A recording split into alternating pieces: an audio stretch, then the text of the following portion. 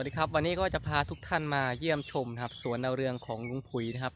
อยู่ที่บ้านหนองปริงนะครับตำบลอุโลกอำเภอลำดวนจังหวัดสุรินทร์นะครับซึ่งณแปลงตรงนี้นะครับปลูกประมาณ1 ไร่นะครับ1 ไร่กว่าๆนะครับปลูกประมาณ 5,000 ต้นนะครับก็วันนี้ก็จะเป็นการปลูกรอบแรกนะครับปลูกรอบแรกโอ้โหที่มาดูสวนครับมีแต่ดอกใหญ่ดอกจัมโบ้ทั้งนั้นเลยนะครับก็ที่ดูไปนะครับต้นหนึ่ง3-4 ดอกนะครับดอกใหญ่ดอกจัมโบ้นะครับก็คิดว่าวันนี้ 5,000 ต้นนะครับน่าจะได้10,000 กระดอกนะครับดอกใหญ่มากนะครับต้นสมบูรณ์มากนะครับใครผ่านมาผ่านไปนะครับก็จะเห็นแล้วก็อยากชมนะครับ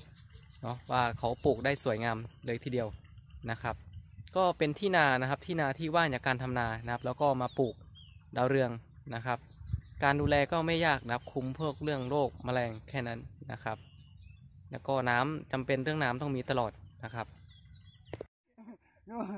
ถ้าครูแอดเห็นมันมาปลูกของนู่นดอกไม้หน่อยทำงานตัวนี้ก็เราปลูกนู่นโอ้แล้วญี่ปุ่นมาอย่างเงี้ย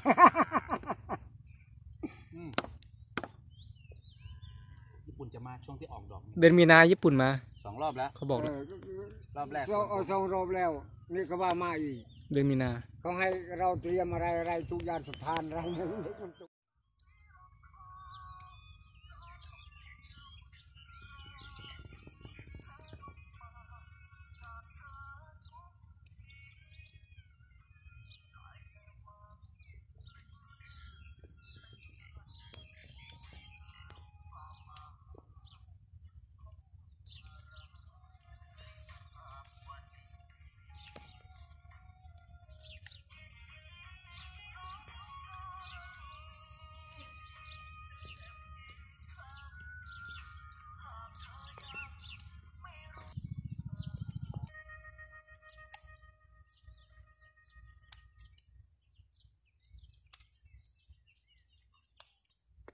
งานอาจารย์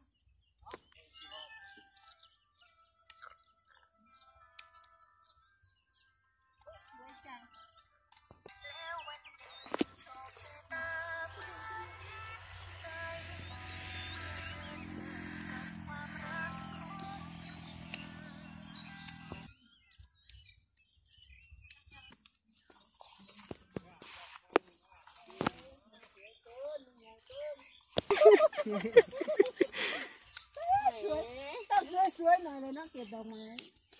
ตอนนี้การตัดก็ต้องก้มตัดนะครับเนื่องจากต้นเตี้ยนะครับหน้าหนาวนะครับ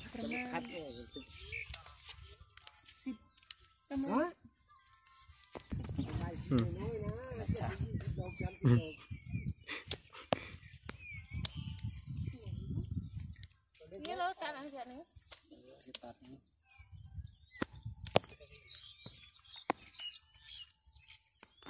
เนี่ยทำอะไรเนี่ย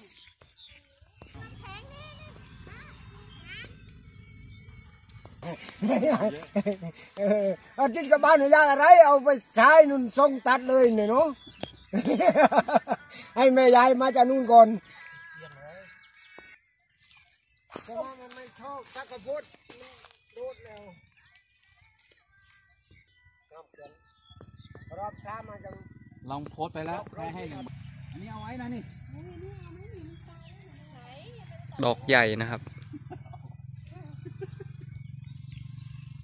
อันนี้ก็จะเป็นดอกจัมโบ้นะครับดอกใหญ่มากนะครับ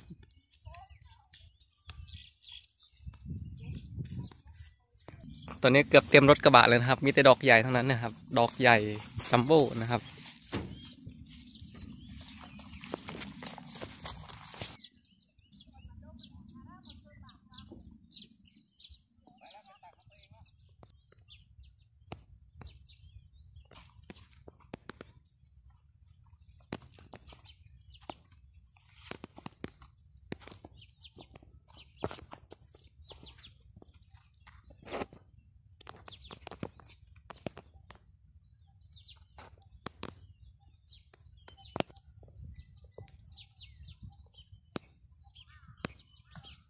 แดงตู้ดำตู้เลย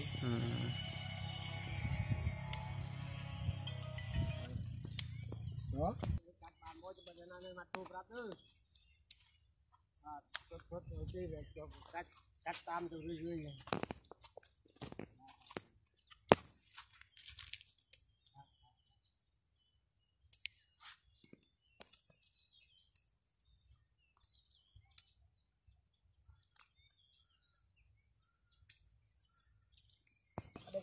อ๋อโลเพลย์อ่ะ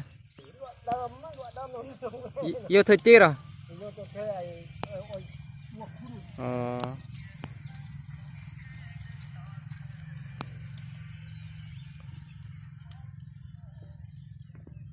แล้วมันก็ตามนี้ไว้ที่เนาะทำไงอย่างเงี้ยพวกคุณพวกบ้านอันนี้นะ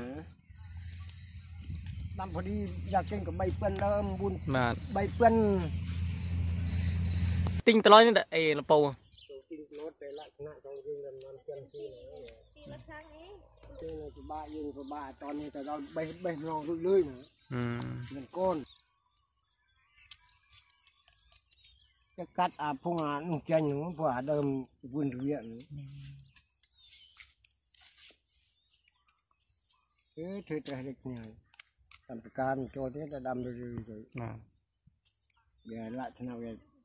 ดำดำดึงรัดรอกเนี่ยแค่นี้ดำไม่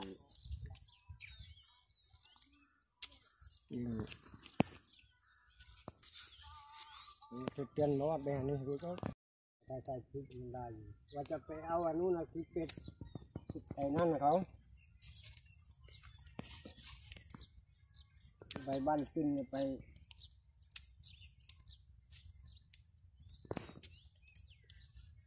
ดูโครงการเขาด้วยเรื่องเป็ดเทศ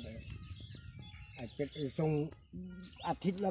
เป็ดเทศ ละ บะ หมื่นเทศละหมื่น เป็ดเทศบาร์เบอรี่สีขาวอ่ะ นู่นไง ทรงนายเหรอ โอ้กี่เท่ามันยะตัวเลยทำไงพี่ดำกี่เท่าคือได้บ้าเปรย์นี่ได้เลยบ้าเปรย์พงกี่เมนอ้อยจมือเลย คือลงทุนมันน้อย มา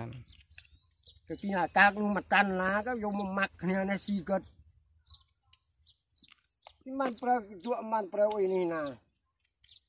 ยาวเมียนหัวเชื่อจะได้มามักตุ ซอมเนี่ยมักอยู่ นี่เองทานองยานาโมนี่เวียนเตียนเมียนตุนว่าก็อีกไง เนี่ยดำอันนี้รถตุ้นต่อเรื่อยๆเด้อ มันบ้าเปรย์ตัวนะไอ้ชอบตันโจเองนะกากมันมูก็ได้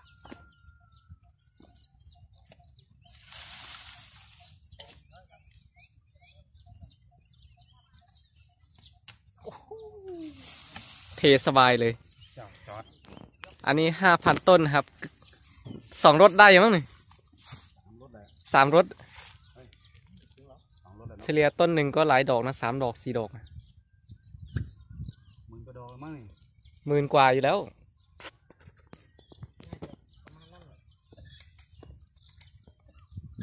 อันนี้ตัดรอบแรกดอกใหญ่มากนะครับ เหลืองเต็มรถมือเลย ของหมื่นเลยได้ไหมแม่ลองที่มันค้างด้วยลองเฟซแท็กแม่ลองเกมนะคะมาให้ผัวดูเมียทำงานอยู่นี่เมียทำงานอยู่นี่ผัวทำงานอยู่นู่นดูรูปด้วยค่ะดูรูปด้วยนะ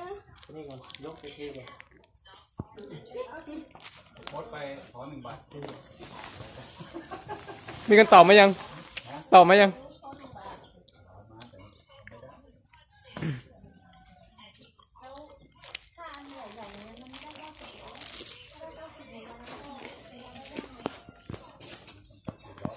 นี่ก็ได้แล้วนี่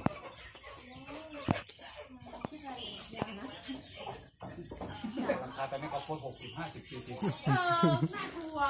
ก็ราคาแล้วแหละแต่นี่ขาประจำผมนะนี่ขาประจำเขาให้ดีแต่กลัวเขาเอาไม่หมดต้องไปขายให้ นาถ้าปลูกตอนนี้ตอนไหนได้เก็บกี่เดือนได้เก็บ เจอหน้าร้อนพอดีของรุ่นผมเจอหน้าร้อนมั้งมีนา มีนาเลย มีนา ตอนนั้นก็ บ้า ดี น นะ มีนาเลย ตอนนั้นก็ ถ้า ดี ป นะ ลูกอะที่บ้านน่ะน้ำแบบที่มันทุ่งนาน่ะน้ำสระน่ะมันออกดีอันนี้เอาเฮ้ยตรงเนี้ยต้นตรงนี้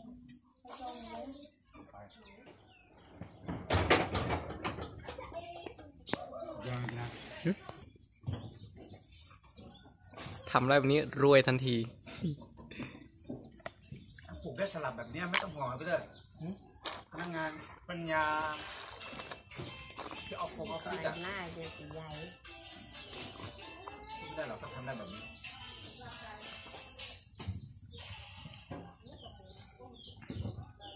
มีที่ปลูก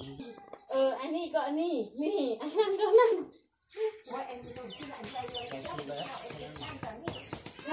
ยายเหนื่อยแล้วเอง นี่กำลังทดลองนะครับดอกใหญ่นะครับ เมื่อเทียบกับแผ่นซีดีนะครับ มาดูกันลองใส่ดู เกือบเท่าแผ่นซีดีนะครับ ใหญ่มากนะครับ เนี่ยผมลองทำ25 ดอกให้ดู พอแล้ว Champo cho con man đông cho nên vui man đông nhiềuเอาเล่นvui đôngบ้านนะ ทำไมเอาไปเอามานี่มาถ้าทำ25 ดอกมันก็มันจะย่อมแต่มันก็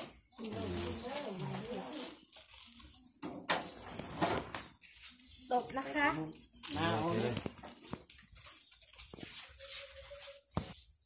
ยังไม่หมดเหลืออีก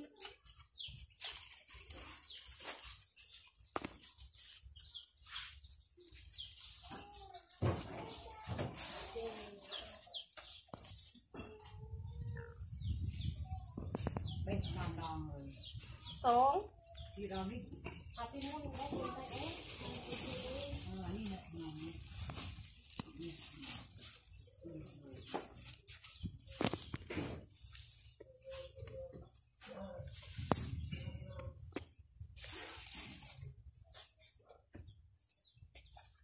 Tao năm nhà đó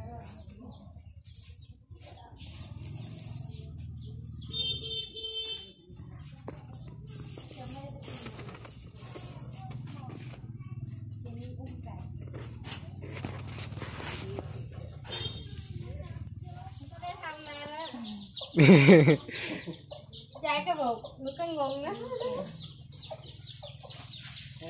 cho ấy cái nó có bằng cái con từ nó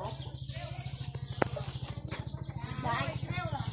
อย่ามือประกาศผมมานี่นี่จังโบนู่นแหละจังโบกันก็รบเลย